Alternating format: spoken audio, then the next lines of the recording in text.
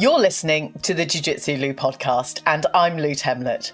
I'm guessing you're having a good day because either you've been on the mats, considering getting on the mats, or maybe you're just wanting to get better at Jiu Jitsu. I'm so happy you're here listening or watching this episode. Please don't tap out before the end. When you want to increase your strength, start training Jiu Jitsu. I'd like to welcome Graham Hill to my podcast. Hi Graham, how are you? Hi Lou, I'm very good, thank you. Thank you for having me. It's great to be here. I am very pleased to have you here. After meeting you at on the mats, actually, some time ago at Grow Jiu Jitsu.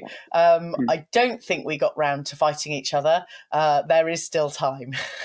Absolutely, yeah. We missed the opportunity, but next time, definitely. So Graham, give me a little bit of an introduction as to who you are and why you started training Brazilian Jiu Jitsu. Yeah, of course. So I'm kind of closer to 50 than 40, and I've kind of always done sport. And my background has predominantly been in running, kind of silly long distance 100-mile runs and that kind of thing. And I was training for a race, the Venice Marathon. Training was perfect. The race was awful, and I kind of came away from it thinking, something's missing, and it's probably strength training. I'd not done any kind of strength training, just concentrated on running. Yeah. So I started looking around and didn't really want to just go to the gym. So I thought I'd investigate martial arts, did a lot of kind of background into what would be the best martial art for me. Actually did Muay Thai for 6 months before then transitioning from Muay Thai into Jiu Jitsu, and that was almost 2 years ago now, and here we are. Yeah. So we are of a similar generation, Yes. Closer to 50 than 40. So we're both in the Masters 4 camp for now, which is wonderful. It's really interesting coming from a running background. My thoughts are that anyone that runs has a great deal of strength already, but what is it about running that means you don't have that strength that you feel like you need? Yeah, so I found, and probably like a lot of runners, that the thing that we enjoy is running. So we'll spend a lot of time running. And the thing about running is you're outside, you're out and about, you're in kind of, I used to do trail running, so in kind of nature, which is beautiful. And that's very different to a gym. And while the act of running is great for cardio, it's great for mental health. It's so good for so many things. It doesn't really build strength. And when you're in your 20s or in your 30s, you can kind of get away with that, I think. Yeah. But then as you get to kind of the age that I'm at now, it becomes difficult, and injuries happen because you're not strong enough, and you just can't train as much as you probably used to because you're taking longer to recover, etc. So while it's a great sport and I absolutely recommend running, it doesn't really get you strong. And I think that was what I was missing. Okay. That's quite interesting to hear from that perspective. I'm going back to my running years. Yes, I did used to run many years ago, mostly during my kind of time at school and university. And I always felt like, my legs, my calves and everything else felt quite powerful and strong. And I guess that might be the difference, the kind of age and the tenacity of our bodies and how we kind of develop and kind of grow through the years, that if we're not exercising those muscles in a way that is incredibly active, because of course as young individuals, there's kind of PE classes or after school clubs or whatever it is kind of going on, that it gives you lots of opportunities to increase your physical well-being. So I'm kind of, interested to hear more about the kind of the gap with the strength and opting for another sport like martial arts. I know I've had Georgina Stanchu on the show, and she was encouraging her son that swam a lot to find kind of the strength sport in martial arts. So they both now train Brazilian Jiu Jitsu. So more and more things that I'm hearing are that actually martial arts is good for strength and so many other factors, not just for our age group, Graham, but for the young students, pupils coming through education as well. Tell me a bit about how you found your first Brazilian Jiu Jitsu experience. Yeah, so I think, really fortunate in terms of finding a club that just fantastic, just suits me in terms of culture and ethos. So I train at Grow Jiu Jitsu in Bicester, and we train in a couple of places. We train at a school that you've been to where we met, and we also train in a place called the Shed, which is, as the name would suggest, a kind of converted shed. And so that was my first experience of it. It was in this quite small but really nice space in head coach Natalie's kind of back garden. And I think there was 6 people there on the mat. And I kind of almost had a one-to-one with some of the younger coaches there. And it was brilliant. It was kind of almost hooked straight away, I think, because I'd never seen grappling as something that I wanted to do. I think that's why I went to Muay Thai as my first martial art. That seemed to suit me and my build better, and my kind of the way that I was. It kind of just felt like it suited me more. And grappling, I think, when you don't do it, look at it, it just looks like, my wife calls it aggressive cuddling. It's kind of just, if you don't understand actually what's going on, you don't get it. You can't kind of see what's happening, and you can't see how technical it is. And I think for me, that's what I found from the real early days is yes, we've talked about strength, and it is important for strength and for fitness as well. But what I've loved about it is it's mentally very stimulating. It's kind of a paradox in a way. It's mentally very stimulating, but at the same time, it's like mindfulness. So I go to a session, and I've got a really busy life. I've got 2 kids, got 2 businesses, loads going on. There can be all this stuff going through your head, but then within minutes, you've kind of forgotten all of that, and you just come off an hour or 2 hours later with a not completely clear, but a much clearer mind to be able to then move on to the kind of other things that are going on in your life. So it's so many benefits, I think, for me. Yeah, I would agree. It's an unexpected mindfulness experience. I'm really late to the game, but I've recently subscribed to UFC Fight Pass. Hooray! For the BJJ kind of subscription. And I was watching back on replay, because obviously a lot of the matches are in the US at like 1:30, 2 o'clock in the morning until much later. And I was watching the Victor Hugo and the Nicky Rod match, and I can't remember which one it was, but they were literally sat on the side of the mat before they were about to fight, meditating. Now, I've seen a number of very high-level kind of competitive athletes take that meditative time prior to competing. But do you think that's something that the rest of us hobbyists and potential athletes should be doing to kind of increase our capacity on the mats? I think 100%. I think that, I think it's important to look at the distinction between meditation and mindfulness. I think they're 2 different things. And if we look at mindfulness, first of all, mindfulness is just the act of noticing what's going on. And you don't have to have a formal meditation practice to do that. And mindfulness in itself for jiu-jitsu and for life in general, I think, is really powerful. And particularly around competition, you've competed, I've competed, and, lots of people, and we've heard it on your podcast, find that competition environment difficult and challenging, and they've forgotten all their jiu-jitsu, and they've not been able to control their emotions and their anxiety going into it. Whereas mindfulness practice helps you in that situation.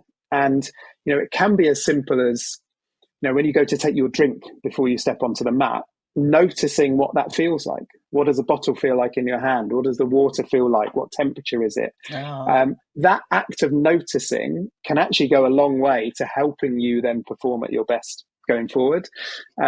So that's kind of mindfulness, and you can do it with anything. You can, what does the mat feel like under my feet, for example? What Yeah. does my gi feel like? That will really help you connect to the present moment, which will be super useful. One of the Meditation. Oh, go on. before you go on, one of the things that came up for me then, maybe like some of us in our 40s, we've been through therapeutic kind of services. We've had therapy of any number of descriptions, and that for me, noticing a thing in your hand or the touch of your feet on the mats feels like a very deep grounding experience to Yeah. bring you back to that present moment when you might be kind of going into not necessarily a blackout situation, but an outer body disconnect, bringing you back to that very real time and place experience, and just making your physical being connect with something almost inanimate to make you realize where you are. So I like your description of the mindfulness, kind of bringing people back to that present moment space. I think that's incredibly important. Yeah, and I think it's something we can all practice and we can all do. And meditation, mindfulness has, in some instances, a bit of sometimes a negative connotation to it. It's a bit hippie. It's and I thought that as well, if I'm honest. But now I do have a mindfulness and meditation practice, and it's probably one of the best things I've ever done in my life for kind of mental health and just being present. I think is really important. But meditation's almost like the drilling of mindfulness, if we link it into jiu-jitsu. So the meditation is finding a calm space, focusing on something like your breath. And then as your mind wanders to another thought, you just bring it back onto your breath. And you maybe sit and do that for 5, 10, 15 minutes. So you're almost drilling it as we would drill moves in jiu-jitsu, so that when we're out in the real world and crazy thought we don't want pops into our head, we can just go, oh, there you go. There's that thought. That's okay. We'll bring you back to what I'm doing now, and we'll focus then more on the present moment. So you can be mindful without a meditation practice. Okay. Meditation practice kind of supercharges it a little bit and helps you practice mindfulness more in the real world. Can I just, so there's something, I've been doing a lot of meditation practice recently. I was going through some personal difficulties, and it was recommended to me, whilst I've done meditation over the years, sometimes it drifts away from our present time because we're dealing with kids, we're dealing with work, we're dealing with life situations, and we kind of forget to reconnect to the mindfulness or the meditation. One of the things for me about the meditation is observing where my mind's going and going, that's okay, let it carry on, let it kind of drift. What is the benefit of bringing it back to the kind of present moment, rather than observing where your mind has gone and allowing your mind to navigate whatever it is you're doing? What's the benefit from the meditative practice in bringing yourself back to that place? Yeah, it's a really good point, and there's advantages to both the kind of practices that you talked about there. So the second one you're talking about is almost like a contemplative meditation, where you're actually getting more in tune with, what does this feel like? Actually, this sensation that I have, this emotion that I have, let's explore that and get into the detail of it to understand more actually what that feels like within my body, etc., which is really important, which is really powerful. The other version is, what I like about that is the fact that, and I use this quite a lot with clients that I work with from a kind of mental performance perspective, is we sometimes get really attached to our thoughts, and we tell ourselves stories about these thoughts, and we loop these thoughts over and over in our head, particularly when the thoughts aren't productive for us. And it's important to realize, first of all, that thoughts are just thoughts. They're just pictures or words or images that pop into our head. They're often not true. They're often not based on reality. They're actually there it's a survival mechanism, really, from back when we lived in caves. And our brain hasn't evolved that much from when we lived in caves. So we had all these threats back then, and we had scarcity of food and We couldn't get excluded from the tribe and all this kind of stuff. So our brain is trying to help us in those situations. We don't have the same threats now, but the brain is still trying to protect us and help us survive. And that's all thoughts are. They're just trying to survival support, really. So what the kind of noticing and then bringing back does is help you, we call it diffusion. So it helps you diffuse from your thoughts. So a non-productive thought might pop into your head, and then you can say something like, with kindness and compassion, well, thank you, thinking brain, for trying to help me, but I don't actually need you right now. You're not actually, thank you for your support, but that's not helpful for me right now. So I'm just going to let you go and drift over there, and I'm going to move on and focus on what I'm looking at. And that can be really powerful in competition, for example, in jiu-jitsu. Thoughts like, I don't deserve to be here. I'm not good enough to be this belt level. That competitor's so much better than me. They're all thoughts that are designed to protect you. But if we can just recognize that they're there, thank them for popping in, but let them drift away, because in that situation, you probably don't want to get too attached to them and explore what that feels like. But certainly in another meditative practice, that could be really, really powerful. Graham, I love how gentle you are about telling your thoughts to go away.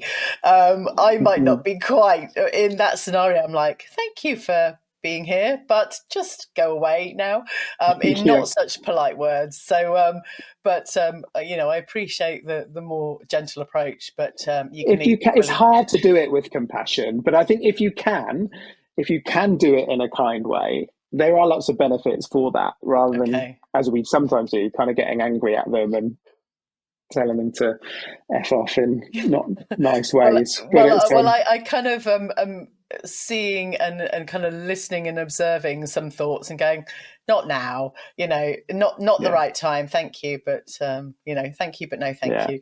Anyway, I appreciate the energy and the power that goes behind sharing kindness with ourselves, and I think that's a really important aspect of looking after our well-being. Certainly if we're going into competition, or we're maybe going to a seminar, or even our regular Brazilian Jiu Jitsu training sessions, that we've got a bunch of thoughts that are kind of stopping us from getting in the car or walking to Jiu Jitsu or whatever it is.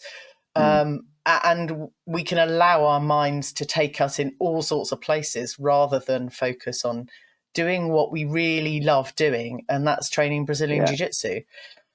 Yeah, absolutely. Your brain can create all the reasons in the world why not to do something. Because as I say, it's protecting. Going to a Jiu Jitsu, even your Jiu Jitsu class, you're still, in essence, fighting another human being. And your brain's trying to protect you from that. Oh, you don't need to go. Oh, you're tired, and you've got this to worry about. So we need to. And that's one of the reasons why Jiu Jitsu is such an amazing sport. It's hard, right? It's challenging, it's difficult, and actually pretty much the only way to build resilience is to do hard things. So pushing back when your voice is telling you those things, going and doing the thing anyway, getting the feelings we talked about earlier around when you get to the end of a session, how good it is. It's all building resilience as well. Love it. This episode is sponsored by INSEO Mental Performance. INSEO helps Brazilian Jiu Jitsu competitors develop their mental skills for peak performance. As a BJJ competitor, there are only 3 things you can train: your body, your skills, and your mind. And often it's the mind that holds us back from finding our best on the mats. This is where INSEO can help through one-to-one mental performance coaching. Head over to inseo.biz/BJJ to download your free Mental Skills for BJJ guide, including practical exercises and tips to help you find your best more often. This is the Jiu Jitsu Lou podcast with me, Lou Temlett, coming to you from the UK. One of the things that would really help this show grow is by you subscribing, whichever platform you are on: YouTube, Spotify, Apple Podcasts, or even Amazon Music. If you could do that right now for me, I'd be forever grateful. As always, check out the clips over on YouTube and Instagram. Today, I'm having a conversation with Graham Hill. Graham, we've spoken in depth about mindset, mindfulness, and meditation. But there are more dynamics and layers and aspects to your Brazilian Jiu Jitsu and your kind of being in general. Let's talk about autism for you, and maybe kind of the extension of your family and how that has kind of supported your growth mindset and development over the time you've been training Brazilian Jiu Jitsu. Yeah, I was diagnosed as autistic on my 46th birthday last year. So I got the official email on that day. And for me, it kind of came about from my eldest is autistic. He was diagnosed about 7 years ago. He's 13. My youngest has ADHD. My wife probably ADHD, just undiagnosed, and she works in the kind of neurodivergent space as well. So I've always been aware of kind of neurodivergence and done lots of research and reading into autism and the such. And personally, for me, getting diagnosed as autistic has been it's answered so many questions about things that happened to me and things that have happened in my life. And so I found it really, really, really powerful. I think that from a jiu-jitsu perspective, it's well, just from a sporting perspective, I always like kind of doing difficult things. I think that's part of the kind of the running background and the jiu-jitsu background, and that's kind of linked to it. But certainly being autistic and jiu-jitsu as a sport, lots of positives for someone that's autistic. You know, for me, it's the technical side of things. The fact that, you know, autistic people often go really deep in kind of interest level, have lots of specific special interests. And jiu-jitsu has become mine, and I love going deep into the techniques, into the nuance behind all of it as well, which has been really powerful for me. And I coached Natalie, I think, laughed at me in the early days where I came to her with a spreadsheet of different moves and different techniques, you know, Yeah. which was just how my brain worked. It just like, well, I need to learn these moves in this order, etc. I Well. love So for me, it was I brilliant. love the fact that you came with a spreadsheet and you're a white belt. That just, you know, Yeah, I hear this from black belts and kind of blue belts yeah. and beyond, but not usually from white belts so far. But there may be lots of individuals that are Well, white belts that use. for some white belts, it may work. So what I'll explain what it was. It was the thinking around the kind of main positions in jiu-jitsu. Yeah. So when you're new, you don't know anything, and then you start sparring and you get stuck in a position and you don't know what to do. So the thinking behind it was look at the main position, so kind of Yeah. standing, guard, top, mount, etc. Learn one technique, top and bottom for each of those positions, and then you can just, when you're sparring, you've got at least something you can do, and then go to two techniques. So my spreadsheet was exactly that. What are my two techniques from each position that I could then do? So yeah, so it's kind of suits me and my brain and how it works. I love that, and coming so prepared, so organised, with a strategy. I do feel like some of us, through our white belt days, maybe even our blue belts, and maybe a little bit beyond, we're just scrabbling around, trying to do the best we can. Hoping that over time things will kind of layer up. But it does sound like all of the advice I've heard and all of the people I've spoken to on this podcast have that element of note taking and strategy behind their game. It really feels and sounds like it's something that would benefit some of us. So tell me a bit more about your coaching within sport and the kind of the overall kind of neurodivergent aspect and mindset. Yeah, so I finished a master's in performance psychology last year, and I've set up a business supporting sports people in developing the mental skills. so they can be their best more often. And the thinking behind it just generally is, in any sport, in any life, anything we do in life, we can train three things and only three things. We can train our body, we can train our skills or our craft, and we can train our minds. And in jiu-jitsu, that's absolutely right. We drill techniques to develop our skills. We go to the gym, or we do cardio, or we just roll to train our bodies. But actually, we neglect often the mind element of it. And when you hear lots of top competitors talk about why they were successful, even if you look outside of sport, Michael Johnson, one of the best athletes of all time, the 200 and 400 meter runner, he said his success was 100% mental. Wow. So, and other people like Michael Phelps and such will say similar things. Because actually what happens is, if we think about competition, when someone goes to a jiu-jitsu competition, more often than not, they don't rise to the occasion. They actually fall back to the kind of level of their mental skills, because the anxiety, the stress, stops them from performing at their best. And then when higher grades are competing, it's often not the jiu-jitsu, technical jiu-jitsu ability and their strength and their fitness is almost identical. What separates them is what's going on up there, is the mental side of things. So my business is around how can we help people develop those mental skills so they can find their best more often. And what I've discovered as a part of that, having myself being autistic and some clients that are neurodivergent, is there's not a lot of support out there for neurodivergent individuals that want to excel at something. There's lots of support for helping autistic people function, at a quite basic level.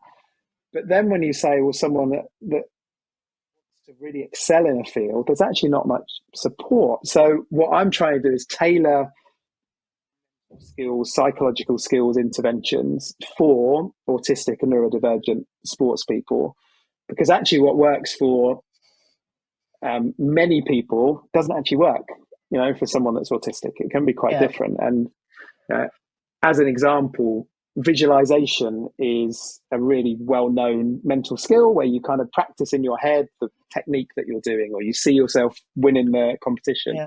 And that's really can be really powerful and really useful. But lots of autistic people like myself can't see anything in their heads. Okay. I can't visualize anything in my head. It's something called aphantasia. And if I close my eyes and try to imagine an apple, I can't see an apple within my head. So I'm working with a client who's autistic and has a similar way that their mind works, and encourage them to use visualization. It's probably going to actually cause more problems than it is going to help them with their performance, because they may get frustrated around not being able to do that skill and beat themselves up over it, or question it.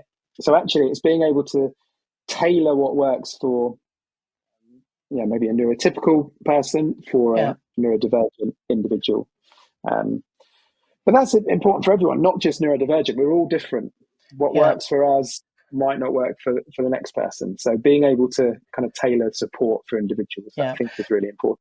Yeah, I think you've hit on something quite important there, just re-echoing that everybody is individual and we all have completely different learning styles or aspects that we find easier or, get more frustrated about. I love the fact that you mentioned about visualization. For me, that is one of my skills and abilities, being able to visualize.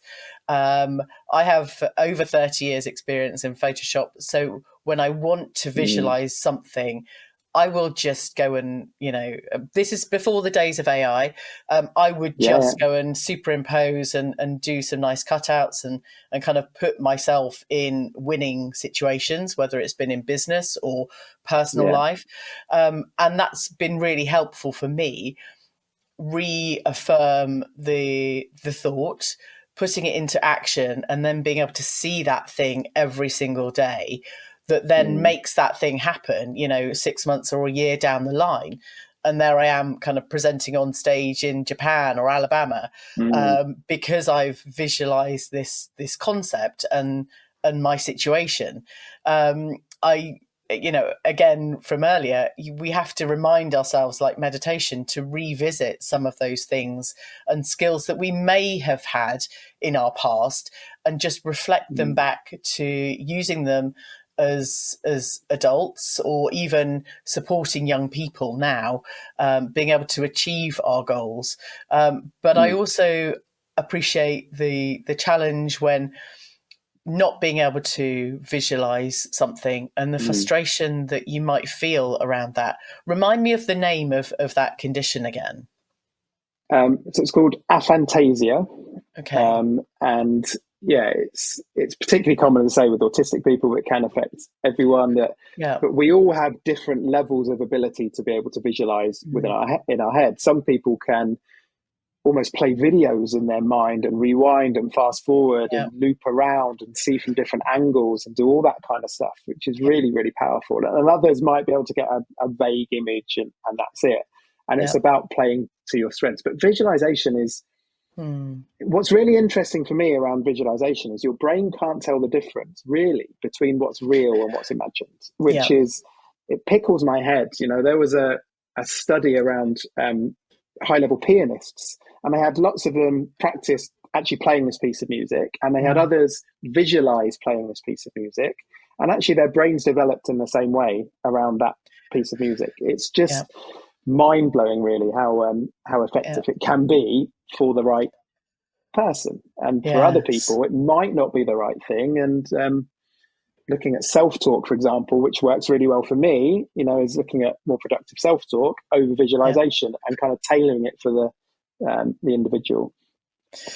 I do love that. And thank you for kind of explaining a bit more that the mind has such power and strength over our ability, in addition to our kind of physical skills and our, whatever we can do in the real world, actually putting in place a mindset that creates that real world, because our minds don't know what's real and what's not. And we can create stories and narratives that support a successful or more 100%. successful future. I just want to reflect back. Did you happen to play computer games as a kid, Graham? I did a little bit, yeah. Well, probably a bit more than a little bit, if I'm honest. I wasn't what I'd call a kind of hardcore gamer, but I did play computer games, yeah. Okay, one of the things that for me came up when we were just having that discussion was playing platform games. I'm sure they don't really exist anymore. It's all like fight 'em and beat 'em up, apart from the Tekken back in the kind of 90s. Yeah. But I remember gaming, being able to navigate around a platform, but actually it felt like I was doing that in my sleep. And when I returned to gaming the next day, I was able to navigate to the right place and win that level, because I'd strategically, I'm not sure how much sleep I actually got, but You were maybe, playing it over in your head, and yeah. And just actually, if there's anyone listening or watching that has gone through that scenario, maybe there are examples where you've proven to yourself that you can visualize that progress and development, whether it's winning a computer game or, standing on that podium place with a medal, but actually reigniting some of that mindset and naivety around those things. But I mean, we won't talk about sleep on this particular episode, but sleep is very important. So please don't stay up gaming all night. yeah, 100%. Sleep's so important. Yeah. So tell me a bit more about your coaching within the neurodivergent space, because you're a football coach as well, aren't you?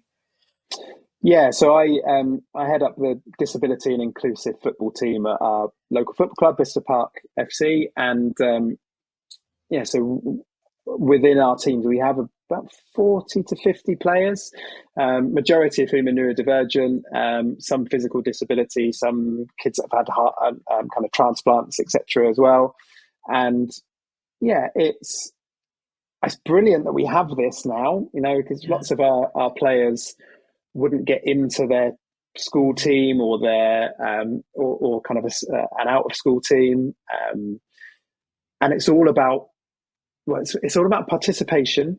So helping teamwork, communication, life skills in a way. So actually, Yeah. it's not about football. It's about football as a vehicle to help them have a space where they can be themselves without fear of kind of bullying and as such Mm. as well. And you see it; it's so nice. A new player will turn up, and there will be something that is different about them. Yeah, but our players don't see that. Yeah. Everyone is 100 completely welcomed into the team straight away, and you just see how they kind of interact together. It's amazing. It's really rewarding, but it's hard. It's Yes. challenging work. Trying to get the balance between creating an environment that's right for them and supportive, where they can be Yeah. themselves, with managing not managing behavior, that's the wrong word, but kind of keeping the behavior at a level where it's okay for Yeah. everyone that's there. It's Yes. difficult, very rewarding, but it's certainly challenging as Yeah. well. No, thank you for Mm. sharing that. And I think, re-echoing the treating each individual as an individual, but Yeah. being able to manage that group scenario. And I guess even more so within the environment of martial arts, having so many different individuals of possible different ages, different capabilities, different mindsets, Mm. bringing all of that together. And I don't envy the position of a professor or a coach, because No. it sounds like it's incredibly hard to support, in the best way possible, all of those kind of individuals. But Mm. actually, we all get something quite special out of the time that we all train jiu-jitsu. What for you has been the best, most memorable, most rewarding, self-fulfilling kind of Mm. experience in training jiu-jitsu so far? That's a great question. I think for me, probably the most memorable was I competed at my second competition in December, and it was my son's first competition as well. So actually, competing alongside my youngest at his first competition is, it was a fantastic experience, and uh, he did brilliantly. But it's for those of us that are parents that have got kids that compete. I don't know if you feel the same as me, but watching Yeah, them just walk out to a mat in front of us, was probably 100 people watching, yeah, just to these two kids, these two 11-year-olds, to go and compete in a martial art is, it's hard as well. It's hard to kind of see that and watch that, but at the same time, um, so important that we allow kind of the younger generation to have these kind of challenges yeah, what are difficult experiences. yeah, And it was so powerful to kind of watch that and watch how he did and how he kind of coped with the situation and the environment, and then to kind of share that with him then watching me compete a couple of hours later yeah. is it was fantastic. Great experience. I think that's a really important point, allowing the next generation to have those difficult challenges. Yeah. We're in such a society where we want to protect our young people and keep them safe, but actually within the framework of a martial art, allowing them to compete and actually get beaten up sometimes. Yeah. Yeah. It's really painful to watch as a parent. Maybe not so much an individual that doesn't have children, but if it's your own child, or maybe a child that you coach, you know seeing, you almost have to kind of Mm. protect your own emotions in one way, because it can be so painful, but equally share their own journey and allow them to share their journey, because often their experience is completely different to our own. Mm. Did you Yeah. have a conversation with your son afterwards about that situation? Yeah, so, I mean, we talked about it lots, kind of before and afterwards, and he loved every second of it. He had a tough match. He comes from a judo background, so he started really well. He got a takedown in, but then they stood up again, and he got another takedown in, Yeah, but he gave his back. And then for the rest of the match, he had this kid on top of him the whole yeah, time, and it was quite a challenging match for him. yeah, But he loved it. he loved every second of it. And Yeah. you're right in what you say, Lou, that we as parents and maybe as coaches as well, we want to try and protect Mm. our young people and our children, and it comes from absolutely the best of intentions. But in the long run, it's not helpful. We Yeah. need to allow the next generation to face challenges, because Yeah. actually, as I said earlier, the only way you build resilience is from Yeah. going through hard things and doing hard things. And we try and remove these hard things from the path of our Yeah. kids. Yeah. And what's going to happen then when they face kind of hardship in their life? Because one thing that's guaranteed is we're all going to have difficulties. We're all going to face, big Yeah. trauma, little trauma. So Yeah. there'll be stuff that happens to us in our lives, Yeah. and I think our job is to expose our kids to Mm. challenges now. And as you say, let them face difficulties, let them lose matches, let them go Yeah. against the bigger kid or the higher Yeah. belt, and and come out the other side, because they're probably far more resilient than doing it than we are watching it as well. So Yes. give them that opportunity. Well, I'm looking forward to hearing about more competition experience for you and your children. I think it's really important. I've put off taking part in any competitions, partly from a financial perspective, because it's not reasonably priced, shall we say, Yeah. sometimes. But there are lots of different options. But for us as Masters 4, I often find it quite challenging in getting a match. But I had a quick look on Smooth Comp earlier today, actually, and I noticed that there was at least one competitor in a adult or Masters 1. And actually, thinking about doing that hard thing, do I want to match? Yes. Would I drop down to maybe someone that's almost 20 years younger than me to compete? Actually, okay, I'm going to say this. Yes, because it's Yeah, about great. doing hard things. And, Yeah. whilst age and kind of ability and mindset are all part of the package, there's an element of building ourselves up to take those challenges and go, well, what's the worst that can happen? Lots of things probably. There are medics on side, it's fine, Yeah. when we're kind of thinking about that. But I think, there is an element of safety and a belief in ourselves that we can do these things. And I think we've got to demonstrate and model behavior that is brave and strong and resilient for all of the young people coming through, particularly in our circumstances, our children. So any Masters 4 that is listening or watching this show, please go and get yourself into a competition. I will too.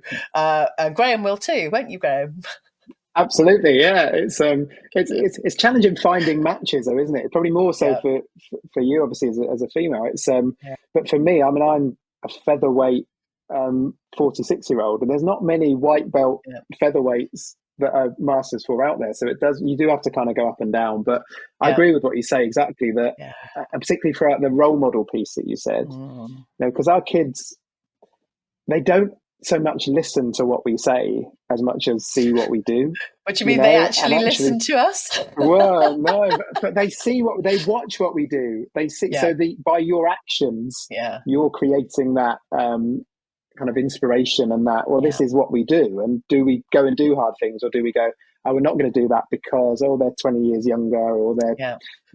okay, that strikes a chord, that will sit with people, I think, and that Yeah. will stick with them. So Yeah. more so than when you tell them, oh, you need to do hard things. They see what you're doing, Yeah. I think. Yeah. Yeah. Okay, more hard things for the rest of this year and beyond, Graham. Yeah. How can people follow your journey and or your upcoming competitions? Yeah, so I'm on Instagram. So probably the business one is probably the one to go for more the jiu-jitsu stuff, because there's going to be more content around mental performance support for particularly jiu-jitsu coming out on that. So it's incio.mental.performance on Instagram. So that's probably the best bet. And then I've got a personal one which is linked through that as well. So you'll find me there. Fantastic. Graham, thank you so much for, dare I say it, a mindful and meditative, kind of inspirational and resilience building conversation. I always love having conversations with individuals of a similar master level. I find it quite inspirational that we're still going strong, and not that we would expect ourselves not to be, but actually there's a cohort of us that just keeping going, and we're here for the long term, which I think is already modeling behavior for the next generation. Absolutely, and thank you, Lou, for. I mean, the work you're doing on the podcast is amazing. I think, particularly for, as you said, the kind of masters athletes, but particularly for women as well. Yeah, to be a club that is really inclusive and supportive, and we have great women kind of on the team. But that's not the norm. I'm quite blinkered, I think, in terms of what we see in my club. Yeah. And I think the work that you do to showcase it and get more women and more masters athletes competing and training is fantastic. So I appreciate what you do. Thank you. Thank you. I will take and accept that wonderful feedback, Graham. Good. Yeah, good. Anyway, thank you. I hope you enjoyed this episode. Thank you for telling your friends about this show. And as soon as this episode ends, I'd really appreciate you dropping the show a 5-star rating and maybe even a review. Thanks again for listening. Catch you on the next episode of the Jiu Jitsu Lou podcast.